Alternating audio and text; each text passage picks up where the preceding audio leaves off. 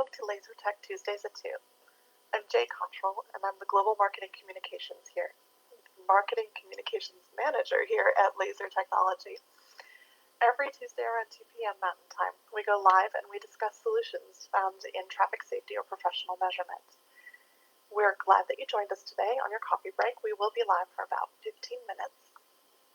And we'd love to hear what's on your mind, so go ahead and post a comment below, and we'll respond, I promise. Today I'm talking with Fran Lanzer, who is the Colorado State Executive Director for Mothers Against Drunk Driving. Did I get that right, Fran? Yes. Okay, thanks for joining me today.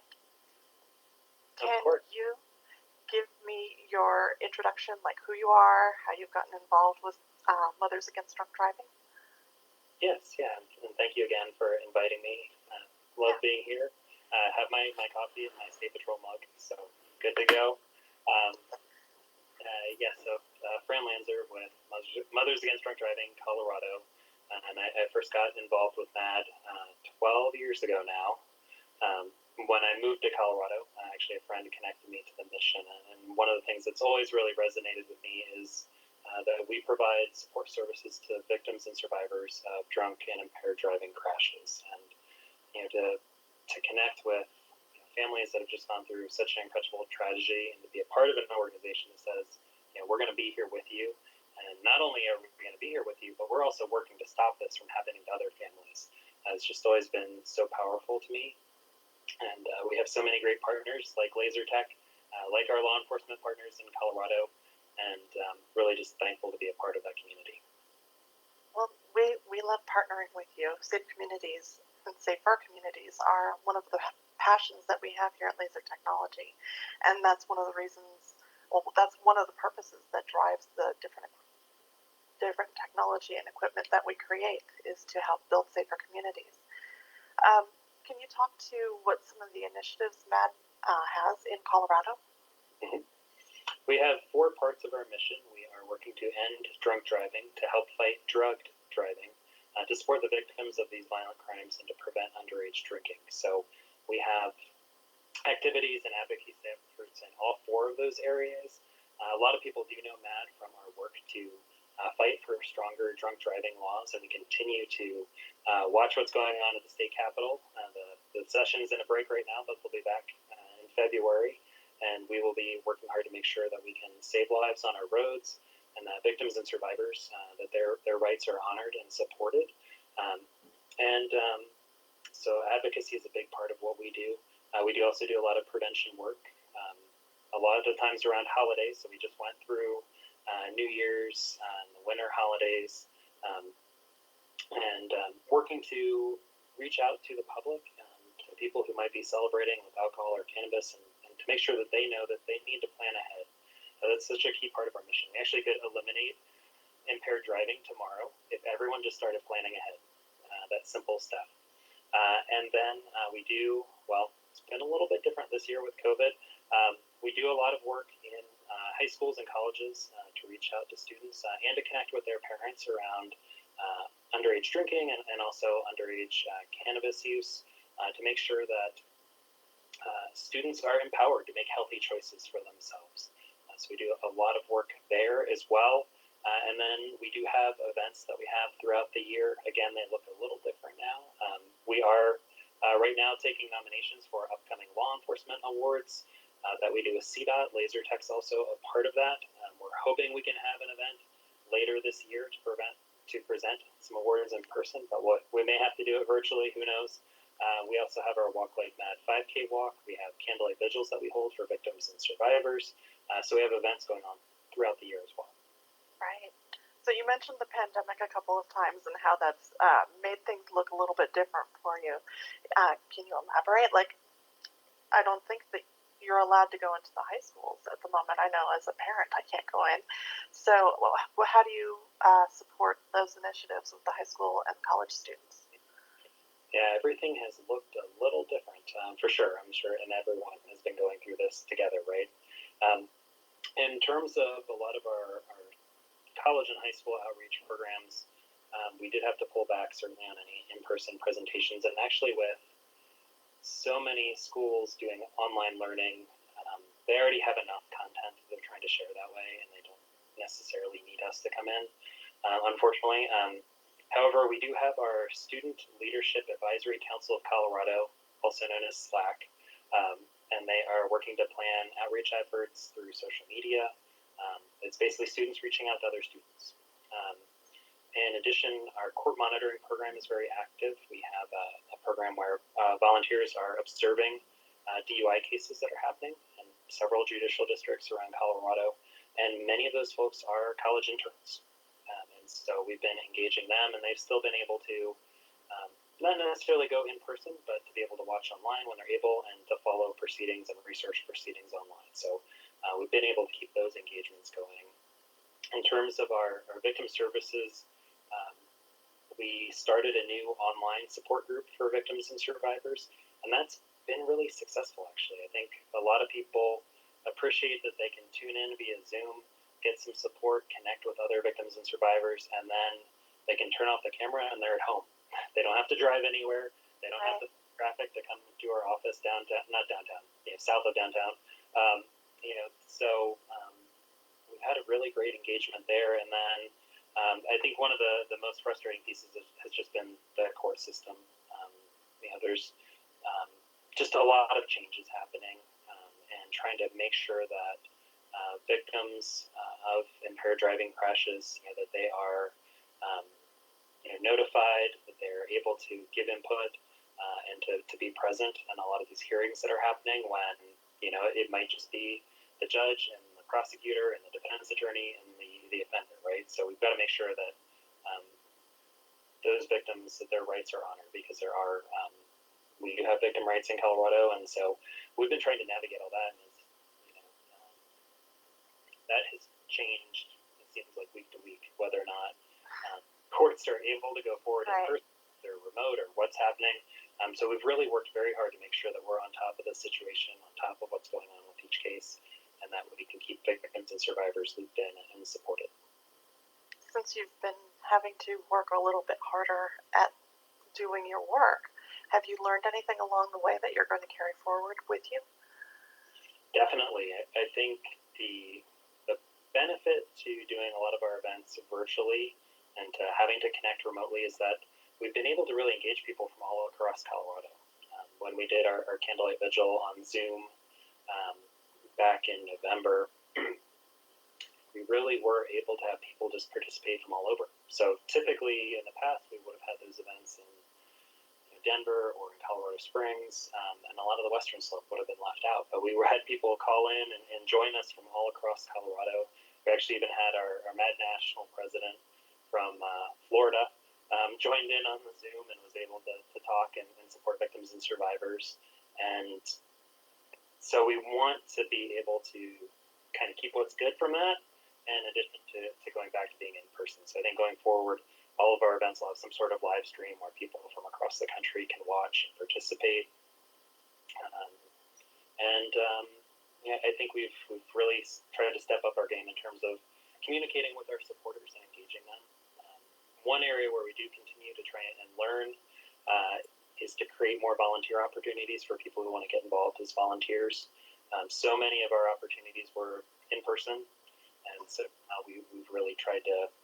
We're still in the process of trying to create more opportunities for people to volunteer and be a part of our mission from home. Right. So if someone did want to get involved with Mothers Against Drunk Driving, well, first of all, do they need to be a mom? No, they do not. And we're pretty expansive in terms of the people who are involved in our mission, and as well as the people that we serve. So for victims and survivors that we provide support to, it's not just like immediate family or people immediately impacted by a crash. We would also support coworkers, friends, family, and we even support people across state lines. That's one of the benefits of being a part of the National MAD organization, is that we can provide support here in Colorado, and someone who might, if a crash happened in Arizona, but they live here in Colorado, we're able to provide support in both areas. So, with the criminal court system, it is pretty limited as to who specifically is the victim. But for us, each one of us has so many people that we're connected to. Right. And, we really respect and honor that, so anybody can really be a part of our victim services and be a part of our mission. And also people who aren't impacted can be a part of MAD. I thankfully had not been impacted before I joined MAD. It just was a cause that I resonated with, and I wanted to make our roads safer. Right. So how can they get? How can they contact you, or what do they need to do to become more involved? Yeah. So in terms of volunteer opportunities, if someone goes to mad.org/Colorado, that's a really easy way. We have a volunteer application online. If someone says, you know what, I can't necessarily donate my time, but I would like to make a contribution, that's a place where you can get involved and make a donation. We are also on Facebook, Mad Colorado, and then also on Instagram as well. So there's a few different channels where people can connect with us online. If someone wants to go a little bit more old school and just email us, it's co.state@mad.org, madd.org. You would think old school is actually a stamp and a letter, but okay. Well, I can give our mailing address. Oh, I don't think that's necessary. They can always email you to get one. What keeps you passionate about working with MAD? I know it resonated with you to begin with, but sometimes you can burn out with just that. What keeps you going? I really are the victims that we work with and our volunteers are just really incredible, and the passion and the energy that they bring keeps me going. We're really thankful to have Roosevelt Rogers from Laser Technology on our MAD board, and he's just brings a lot of energy and creativity and passion.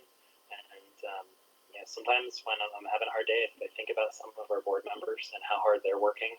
On top of their jobs, they're also giving to save lives on our roads. And the stories that we share. I mean, we're called Mothers Against Drunk Driving because we share stories, and that's how we started with two mothers starting MAD. And so, thinking about some of the volunteers that we work with and how they were impacted and why they're passionate about MAD, that really keeps me going as well. That's awesome. I love the fact that you're sharing stories, and it's not just people getting together and providing support, which is important, but you're also sharing those stories and talking about those people and keeping them still real and present with us, even if they've been impacted by drunk driving. Well, it's also a really powerful healing opportunity. People who have had a loved one taken from them, or if they themselves have been injured, they want that to mean something. They want to be able to share their story or to share their loved one's story and to keep them alive that way. So that can be a really powerful healing opportunity for people who want to do it. Yeah, I would agree with that.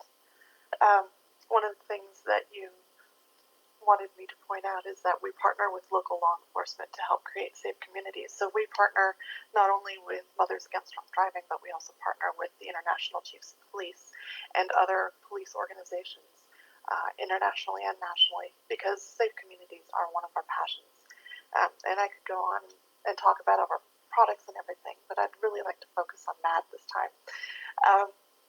What is one of the most often questions that you hear? Well, we covered the one earlier about, do you have to be a mom to be a part of MAD? No, you don't. Recently, we get a lot of questions about marijuana or cannabis and what we're doing on that issue. And in 2015, we did add drug-impaired driving to our mission. That we're working to fight that and to end that. And it's really any type of substance-impaired driving. So it wouldn't just be cannabis, but also prescription drugs can be a big issue, other illegal drugs. Actually, when we're working on a case that involves drug-impaired driving, oftentimes meth is involved. And so, we really are working hard to get up to speed on drug-impaired driving and the changes we can make to make our roads safer. That's unfortunately, the science is a little bit more complicated, and then you have to look at almost like drug to drug. And can become an expert. That sounds very involved and kind of complex. Yeah. Wow, So okay. on the legislative side, pretty complex. On the prevention side, though, it's pretty simple. If you feel different, you drive different. And if you need to take pain medication because you had surgery, make a plan so you don't have to drive after you take that. If you're going to be celebrating with alcohol or cannabis, make a plan so you've got a safe ride to where you're going and you've got a safe ride home. Just take driving out of the equation, and that's something that we can all do right now to make our roads safer. Right. Yeah. And so I think everybody should make a plan. I think that's one of the easiest things to do, is just to plan ahead a little bit. Well, Fran, thank you so much for taking the time to join me live today. Is there anything that we've forgotten to cover? One thing just quickly to mention would be, I think everyone has the perception that, there are fewer people on the roads and there's less traffic, so there's got to be, less drunk driving fatalities, less drug-impaired driving fatalities. And unfortunately, in Colorado, suspected impairment fatalities are up significantly in Colorado. The final numbers are still coming in, but we're looking at a pretty significant increase over last year, more than 10%. And we think about, there's so many fewer cars on the road, yet more people are dying from drunk and drug driving crashes. So in the midst of everything else that's going on, we do need to keep our eye on the ball when it comes to DUI enforcement, when it comes to planning ahead and that public awareness piece, because it is our mission right now is really crucial. And all of these deaths and tragedies are totally preventable. So we should do what we can to make that happen.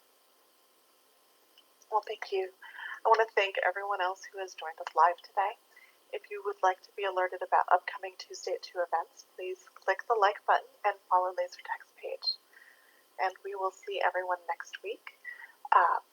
On February 2nd, we will be talking with Sergeant Persfeld, who is a county sheriff from Nebraska. So until then, let's work together to create safe communities. Thank you.